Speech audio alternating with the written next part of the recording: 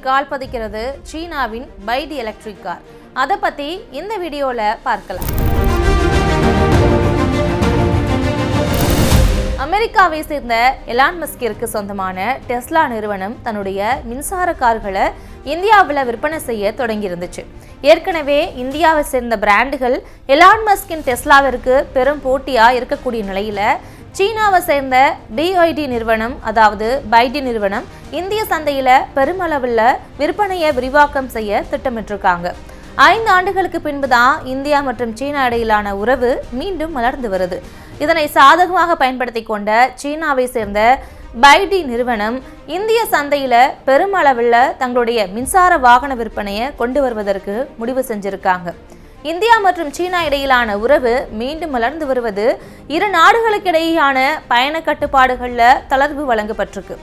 மேலும் நிறுவனத்தின் மூத்த அதிகாரிகள் எளிமையா இந்தியாவிற்கு வருகை தர வழிவகையும் செய்யப்பட்டிருக்கு. அது மட்டும் இல்லாம இந்தியாவில் BYD நிறுவனம் புதிய ரக மின்சார SUV கார்களை அறிமுகம் செய்ய திட்டமிட்டிருக்கிறதா சொல்றாங்க. இந்த காரை இந்திய சந்தையில குறைந்த விலைக்கு கொண்டு வரவும் மஹிந்திரா, டாடா மோட்டார்ஸ் உள்ளிட்ட நிறுவனங்களுக்கு நேரடியா போட்டி போடவும் முடிவு செஞ்சிருக்காங்களாம். கடந்த 2023ஆம் ஆண்டிலேயே இந்தியாவில் தன்னுடைய உற்பத்தி ஆலையை நிறுவுவதற்கான அனுமதியை மத்திய அரசிடம் கோரி இருந்தது BYD. ஆனா அந்த சமயத்துல இரு நாட்டு உறவில் இருந்த விரிசல் காரணமா மத்திய அரசு அதற்கு அனுமதி வழங்கல.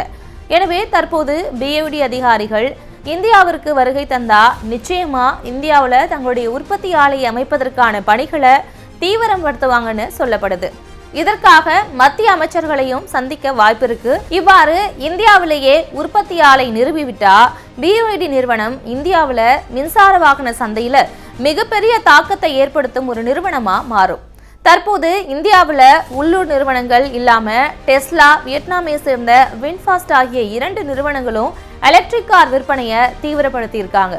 BYD இறக்குமதி செய்துதான் கார்களை விற்பனை செய்து, ஆனா இந்தியாவிலேயே உற்பத்தி செய்து விற்பனை செய்தா குறைந்த விலைக்கு விற்பனை செய்து அதிக வாடிக்கையாளர்களை பிடிக்க முடியும்னு BYD நிறுவனம் நம்புது. இதனால டெஸ்லா நிறுவனம் கடுமையான பின்னடைவை சந்திக்கும் வாய்ப்பு இருக்கு.